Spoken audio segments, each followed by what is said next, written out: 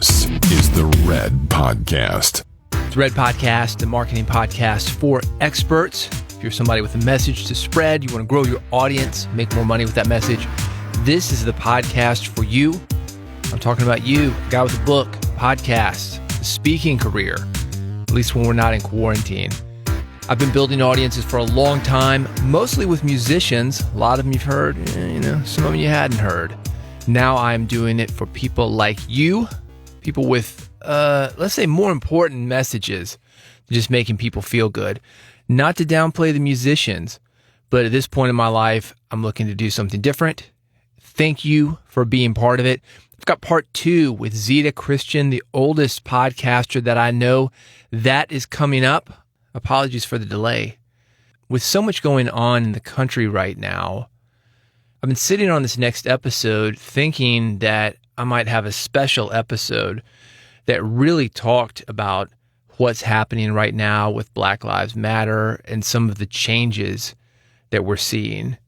I've been talking about this for a long time. If you go back to Red Podcast 242, I've got something on it that it had kind of a controversial title, but it's worth it if you're curious about marketing and how we've marketed to people of color, specifically Black people in this country. I've been talking about it for a while. I certainly have more to say on it, but felt that it was important as a middle-aged white guy that I stay out of the conversation for a bit.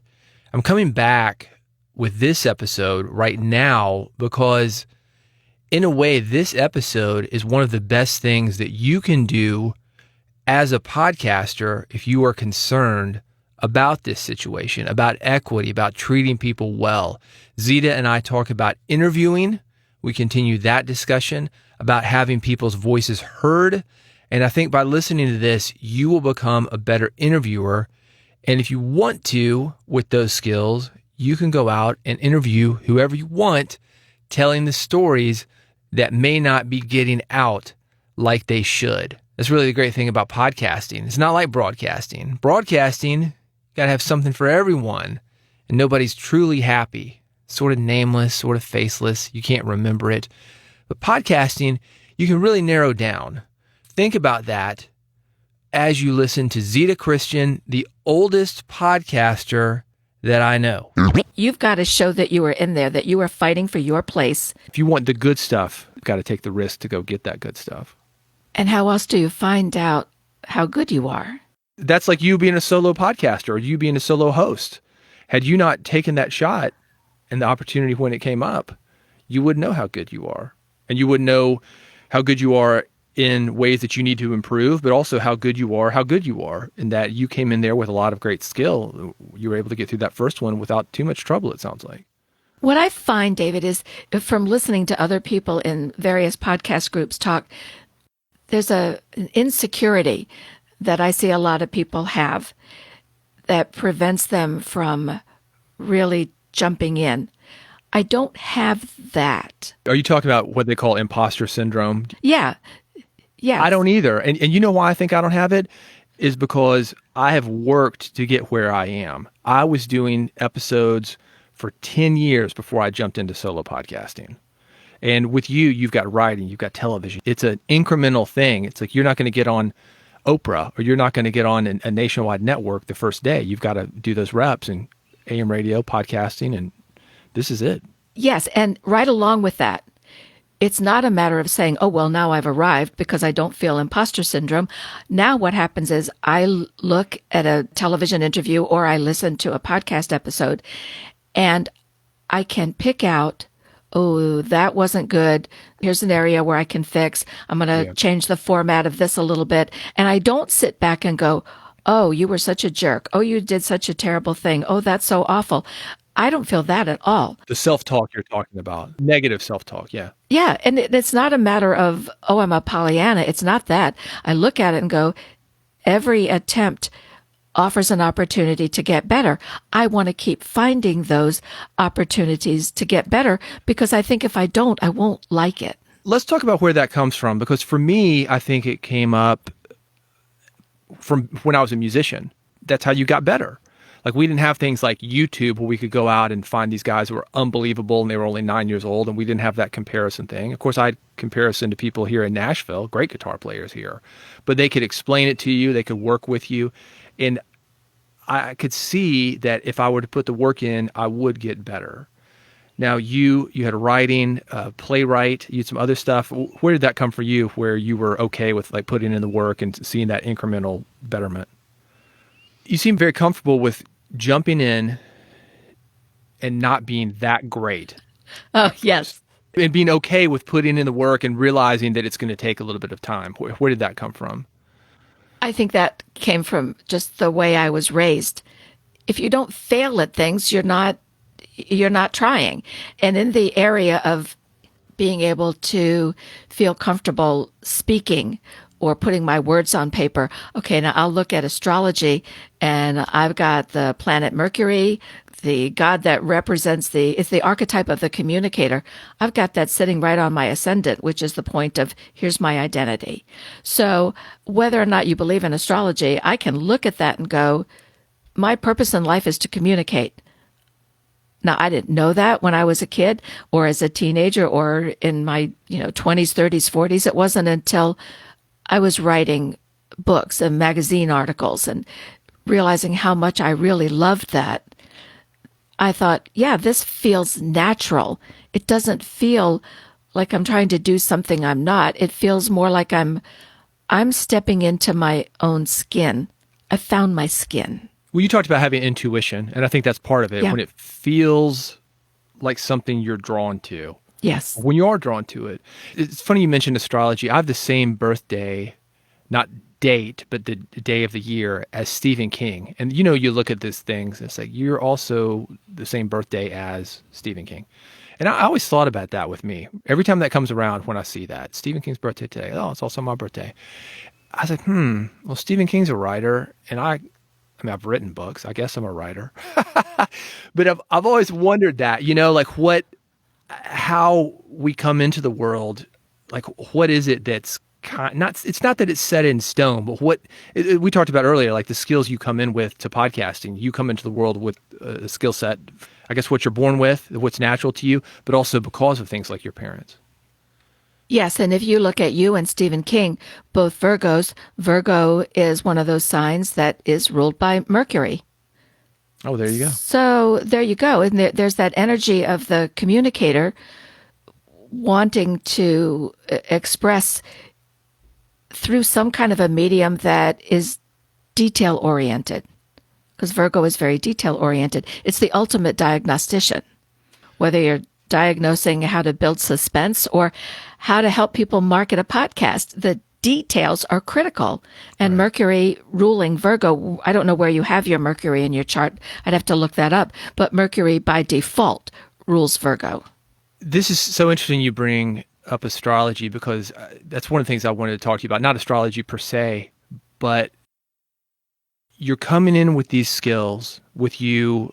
I guess it's a skill, knowledge of astrology, and reading charts certainly is a skill. And you have these writing abilities that you've gotten from writing plays, writing books, and other things. How does that affect your interviewing when you've got somebody on the couch across from you or on a mic? What do you think is different about how you approach things because of these things that you bring to the table? I think I'm aware that there is always subtext. And that very often when someone is being interviewed, and if that person has been interviewed many times in the past, they are giving the answers that they think are expected, the ones that they're always going to talk about. My ability to write, especially in fiction where you have to create characters and you have to creating a plot that builds interest, as opposed to maybe like a nonfiction how-to book or a different kind of book. What I bring, because of the writing and the various ways of communicating, is I know there's subtext. I just have to find a way to get to it. But I know it's there, and I know it's going to be interesting. And if I can find out from the very beginning what a person's sun sign is, and I'm not looking to do somebody's chart and peer into things. It's enormously time consuming. Or look at their handwriting, because for years I was a certified grapho analyst. There's so much information that is available that is default information, or surface level information, and then you get specific in terms of a specific handwriting or a specific chart. But even just that broad brushstroke, what's the sun sign, and just show me your signature, I can pull up information that will lead me, kind of give me a key to finding the subtext that I know will make the interview much more interesting. I do something that I think is kind of related to that, in that when I have people in the studio for the radio show, and I do this on the podcast, but I do it via phone ahead of time, to do what I call a pre-interview, talking to people. You and I have talked previously before this, so I know a little bit something about you and I can ask better questions. But finding those things that you have in common with people, and I would think maybe astrology would help you do that. You can see some commonalities. And once you have that, like you talked about building rapport, I think that finding that commonality or having that understanding, which is what the commonality would lead to, can help you get really great interviews from people, because people do trust you and you do have that, what I call instant rapport, because of it. I think, David, what I came to realize, and it began with the writing fiction, creating a good character, there's an acknowledgement that every character, even the villains, they're all carrying that bag of garbage around with them and carrying it and carrying it. And it's filled with stuff from childhood, and it's filled with disappointment and regrets and blame and shame, all kinds of negative things brewing that create that dark cloud that can come over people at different times in their lives. Realizing that everybody has one of those, I think it just builds a rapport that comes from compassion. And I think when compassion is extended and people can relax and know that this interview is going to be okay. It's not a gotcha interview. It's not, oh, this is designed to shame someone and have people laugh at that person. Then I think the better interview comes out. Did you find that people were skeptical of being on your show? Like, I'm just a little bit nervous, or is that just the people that I'm interviewing? Like, sometimes I'll interview a musical celebrity, for example, and I don't want to, I'm not going to talk about this. Or what publicists will say, he's not going to talk about who he's dating. I'm like, oh God, have you listened to the show? We don't care who he's dating. And a lot of times on Red, on this podcast, I will interview people from different walks of life. Some of them may be more illicit. I've had an escort on here. I've had people running the IRS scam on here, numbersmen on here. And it's interesting. I'm trying to look at what they're doing from a marketing standpoint, but they are already coming in thinking like, oh, this guy's going to try to get me in trouble with this interview, or he's going to shame me. Or yes, I don't know if that's just me or the people I'm dealing with, or if it's everybody, but you're so worried about media and looking bad, which of course is a general thing that we all have. We don't want to be made fools of. I do find that in the show that I have called Page One, which is about writing, the reluctance for guests on that show is they think that I'm going to ask them questions about how much money did a certain book earn out? What was the advance? How many copies of the book did they sell? Questions that certainly would be interesting to an audience. I know they would. But I also find, because I'm also in that same boat, they're not questions that a lot of us would feel comfortable answering, especially just starting out. Or where I come from, it's like, no, here it is. Put it on the table. Here, this is it. Look at it. Deal with it. I want you to know what the truth of things are. Yeah. So what happens is I tell the guest that because we are using public access equipment and taping in a public access studio, I can't say anything that could be construed as commercial. So I can't talk about how much does your book cost and where can people buy it. I can say things like go to the person's website, or you can find it in bookstores nationwide. Oh gosh, David, they come in with notebooks full of data, full of all the answers of things that they think that I'm going to ask them. And they ask, can I bring this in the studio, before they lock the door behind us, have it right there on the desk. And I say, sure, you can bring it. You won't need it. But if you feel more comfortable having it there, that's fine. Right. And then when we actually get started, I just tell them, just always look at me. I'm always looking at you. I always give my guests the best camera angle because I want them to love the interview when it's finished. My goal is to make them look good. Not like an infomercial, but there's always good stuff that you can bring out. And even in the stuff that's kind of negative, there's always a way then to look to frame it as, well, what was the lesson that you learned? How would you advise someone else not to go through that? So I think with the writing, that's what that's all about. So they're not reluctant initially to come because they want promotion for their book. And then it's just a matter of don't ask me the questions about money. With the Weddings with Zita, the other show, I have the hardest time getting people to come into the studio. And these are other wedding vendors, the photographers, the florists, the limo drivers, the bartenders. I've certainly obviously gotten quite a few of them, enough to do the show for a couple years. But those are the ones who most of the time bail on me before we tape. I don't get it. Well, a couple of things I've noticed. So first of all, you mentioned you're there to make them look good. And a lot of times during the pre-interview, what I will tell people, I will say, I'm like your attorney, and I want you to imagine being on the witness stand. I'm going to ask you things that make you sound great. We're not going to go deep into the stuff that you don't want to talk about. But if we do, we're going to do that in a compassionate way, right? Yeah. And it's not stuff that they don't want to talk about, but it's like, we need to tell the whole story. I had a friend of mine, a comedian, and he was he was a big guy. And he said, to get people from, saying, oh, you're a big guy, I tell them I used to be twice as big. And then they were like, oh, man, you're doing great. There you go. That's how I approach the interview. It's like, we're going to talk about you being a big guy, but we're going to talk about where you came from. Sometimes, though, it's funny you mentioned the numbers. I was going to say this, that numbers don't really tell the whole story. It's like we can get into this whole thing about like internet marketing. You see this happen. And certainly I would have this with music business people. Like, how many millions of records have you sold? Well, 30 million. Yeah, but that's not really the exciting part. And it would say that if you sold 30 million and the other guy sold 15 million, that your story is twice as better than his? No. Sometimes the best stories are nothing to do with numbers. And I would argue that the numbers are a result of the best stories. In any case, not just music. Losing half your weight. Yes. I love what you're doing, Zita.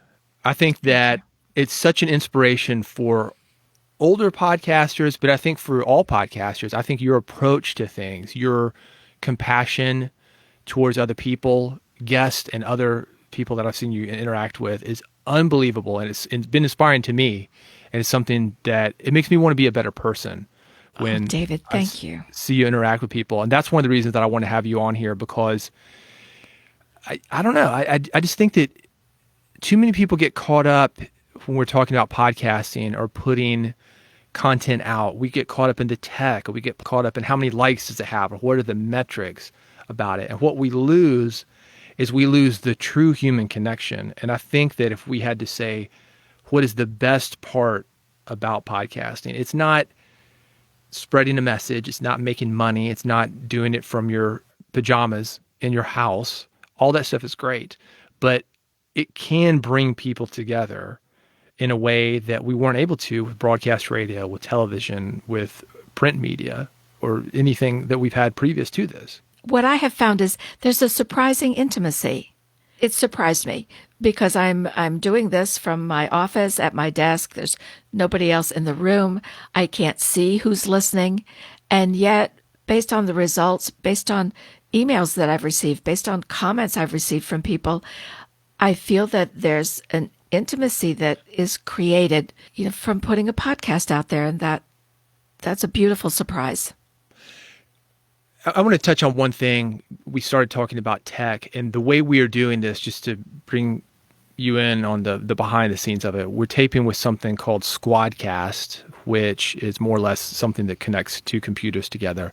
I do all my interviews audio only, all of them. And what you're talking about, Zita, that's one of the reasons. And the reason I started doing this was because one, it's being consumed audio only. So there's no reason to bring video in. I think that changes how we would construct it, and it's not in the way that it's received. So why deal with the video? But, I started to listen to Terry Gross about how she was doing her interviews. Same way. She uses ISDN connections, and it's basically this. It's audio only. And it really forces you to listen. I feel that it slows things down. And maybe that's part of the element of the audio-only podcast. We're so visually inundated with... I went to go see a Cirque du Soleil show, the Michael Jackson one. I don't know what it was, but I was in the media compound, right? They comp me and they want me to... I've interviewed Cirque and we've done work with them before. Anyway, the point is I had good seats and I had all these facts and figures. And they were like, it's 150 screens and it's this and it's this many decibels. And they're giving me all these facts. And it was just an onslaught of stuff. It was about Michael Jackson, which, I know that's probably a loaded topic, but let's not deny the talent that this man had as an entertainer and a dancer. Sure. And you know what I would have rather seen? I would have rather seen Michael Jackson on stage, no mic, nothing, no smoke machines, no laser beams, and just seen him. And I think I would have been, one, it would have been more intimate, but I think it would have been more compelling than this show. Not that it was a bad show, but I'm talking about just the human connection that you can have when you drop everything and have it to its most basic parts. And I think that's what podcasting does. I agree. Ritualrecipes.net is the website, and Moon River Rituals. And if you're in the Connecticut area, Zita, I think I'd have you marry me if I was getting married again. I do vow renewals. Do you? I might have Absolutely. to come up to Connecticut for that because my wife, we were talking about this last night. She was going to a church and the guy who married us has gone and they're in transition. And she's talking about, the politics. You see the stuff come up afterwards. Sure. And I was thinking, I don't know. It's like we liked the guy. He was fine. But then you start finding out the other kind of stuff. It's like, well, what would we do if we did it today? I think I would go to Connecticut and get married by Zita. There you go. You do offer that service. So not only are you a podcaster, if you want a very unique wedding ritual and a wedding ceremony, probably you've told me some of the stories and they're on your site on Moon River Rituals. They are. But it's a cool way to do it. And I think that what you do with those is you honor the person just like you do an interview, which is one of the reasons that I wanted to have you on here. Thank you. And I'd love to do a vow renewal for you and your wife. Get up to Connecticut. We'll make that happen. Okay. Sounds good. You know what's interesting about being married? I will say this, is that I've been married for 5 years and known her for almost 8. I would do it again. It's one of the things that's gotten better. You know what I mean? So I would totally do it. And we joke around because we just do our renewals every year. We're like, hey, we want to do this another year. She's like, yeah, okay, we'll do it. It's like not having that pressure that makes me want to jump in again. It's like when you feel the pressure, I think it's a great life lesson just to get in there, be loose, man. Be loose. I'll tell you, David, I close every episode of Weddings with Zita by reminding the audience happiness in a strong marriage is co-created. And remember to do your part. And I think you and your wife, you both do your parts to co-create a happy marriage. Yeah. Instead of blaming it on everybody else. Yeah. Don't you know what I want? No, the crystal ball is broken. Zita Christian on Red Podcast. Just like every marriage has 2 parts, every interview has 2 parts. It's not just you. It's not just them. It's the 2 of you coming together to create something great. We are in this together. At the beginning of this episode, I talked about what's happening in this country right now with Black Lives Matter, hearing from people that we may not have listened to. I encourage you to use listening to people, being compassionate, the skills that make a great podcaster, to spread some of those messages and make the world a better place. The other thing that I want you to take away from this is that you have something to bring to the table. I've talked about this a few times with Zita, not while we're recording. She's in a mastermind that I have, and this is a perfect example of that, actually. The oldest person by far in the mastermind, I would say there's at least a 25-year difference between her and everybody else in this group. And for some people, it's a lot more than 25 years because we've got some younger people in there. She's also the only active female in this group, not the only member who is a female, but the only one who is active. And I think it would be easy if you're coming in there, you got a different gender, you're a little bit older, to think, man, I'm on the outside of this. I don't have anything to contribute to these guys. They are having a different conversation. Not true. Not true. In fact, you coming in on the outside, because you have such a different perspective, you're enlightening everybody else. It's a great group, sometimes a little bit rowdy. A lot of people know me from my work in the music industry, and I have a tendency to attract, kind of the loud guys. But when Zita talks, everybody's quiet, everybody is respectful, everybody listens because she has such good stuff to say. And that's the reason that I wanted to move forward with this interview, because this happened by accident. I was just showing her how to use Squadcast. Because like every good marriage being 2 parts and every good interview being 2 parts, it's you and them. You're coming together to make something great. Every career is multiple parts. It's not just you. It's not just me. It's all of us coming together to help each other out. If you're interested in hearing more about this mastermind, it's called Big Podcast Blueprint. Reach out to me. You can do that at bigpodcast.com. Fill out the contact form. Reach out to me. I'll tell you more about it. And while you are there, go to the subscription page, bigpodcast.com/subscribe. I've got a podcast just for podcasters. It's called Build a Big Podcast. There's, of course, this podcast, Red, the marketing podcast for experts. It's all there at bigpodcast.com/subscribe. Pick the button that matches the way that you listen to podcasts. I've got one for iPhone, one for Android, one for an RSS feed if you're listening via some other way. You will be instantly subscribed. It is free. And you will never miss an episode. Thank you so much for your support of Red Podcast, and thank you for jumping in, trying to make the world a better place with your message. I do appreciate you, and I want to encourage that. I want to help you with that. So go to bigpodcast.com/subscribe. Let me help you. Listen to some of the stuff we've got here. I think it will help you to spread your message. Again, thanks for listening, and I'll see you on the next episode.